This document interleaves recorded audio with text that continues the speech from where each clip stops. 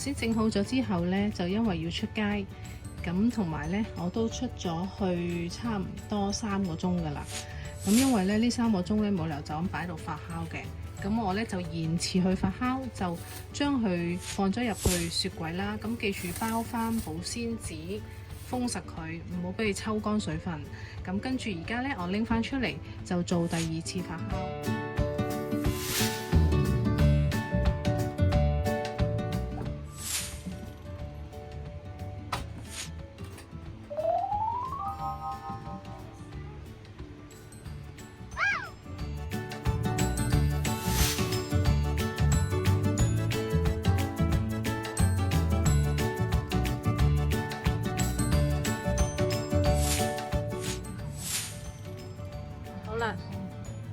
總共呢就擺咗35分鐘，咁我先至見到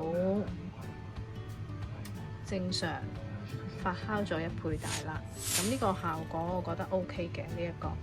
咁而家呢就茶膽漿同埋一啲芝麻啦，再加少少鹽落去。咁因為蔥呢，落啲鹽落去喺個面嗰度呢，就會好味啲嘅，帶出啲蔥味。咁而家開始。